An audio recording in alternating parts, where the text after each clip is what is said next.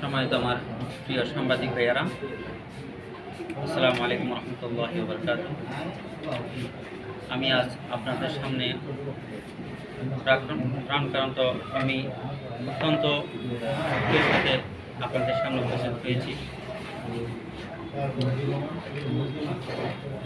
আপনারা জানেন ইতিমধ্যে আমার বিরুদ্ধে কিছু মিডিয়া উদ্দেশ্যপ্রণোদিতভাবে আমার বিরুদ্ধে মিথ্যা নিউজ ছাপিয়েছেন। তার প্রতিবাদে আপনাদেরকে আমি আজ এই সংবাদ সম্মেলন আমার আজকের আয়োজন।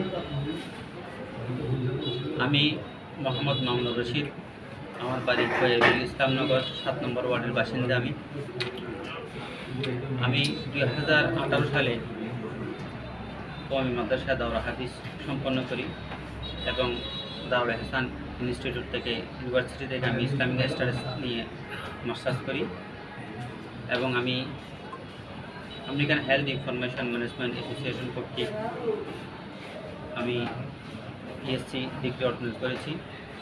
2010 সাল থেকে 2021 সাল পর্যন্ত আমি দুবাই মিনিস্ট্রি অফ হেলথে একজন অ্যাডমিনিস্ট্রেটিভ অফিসার ছিলাম।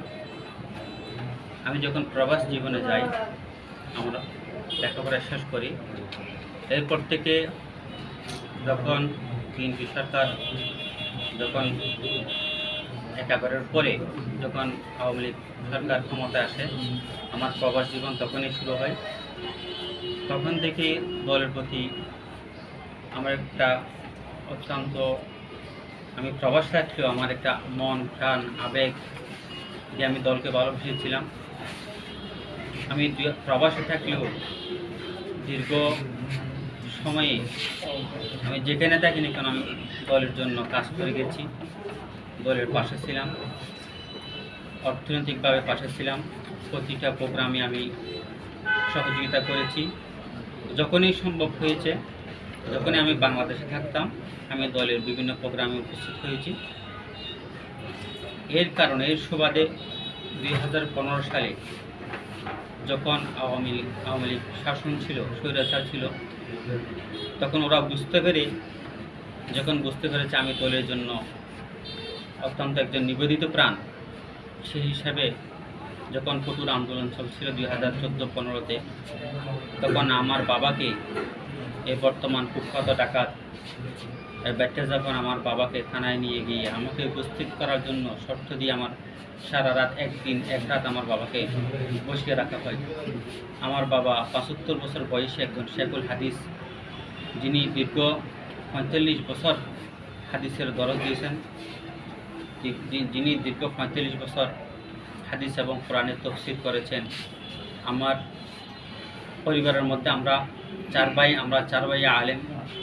আমার বাবা একজন শেখুল হাদিস, আমার শাশুড় এই কক্সবাজারের সবচেয়ে সবার প্রিয় বক্তা এবং একজন শেখুল হাদিস হাফেজ মৌলানা আব্দুল হক সাহেব সবার পরিচিত। আমার গোষ্ঠীর মধ্যে, আমার দাদার গোষ্ঠী, নানার গোষ্ঠীর মধ্যে এই আওয়ামী লীগ সমর্থিত এমন কোনো ব্যক্তি আমার পরিবারের মধ্যে নেই। এই যার কারণে আমার বাবাকে 2015 সালে এই একদিন এক রাত টানার মধ্যে আমার বাবাকে বসিয়ে রাখা হয়েছিল। আমি যখন 2018 সালে আমি বাংলাদেশমুখী হয়েছি, তখন জাতীয় নির্বাচন অনুষ্ঠিত হয়।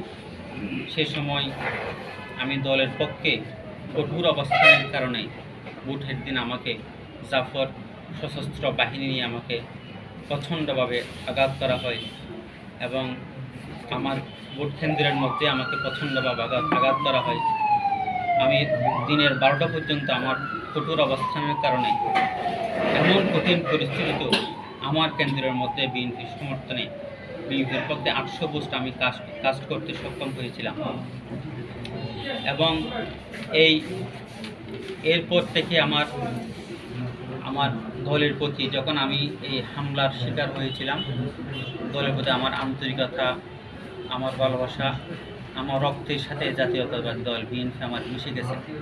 সেই হিসাবে আমি 2019 সালে আমি চাকরি ছেড়ে দিয়ে আমি দুবাই শহরে real estate, garments, mobile accessories এবং গাড়ির পার্টস, আমার বিভিন্ন ধরনের 12টি প্রতিষ্ঠান রয়েছে বর্তমানে।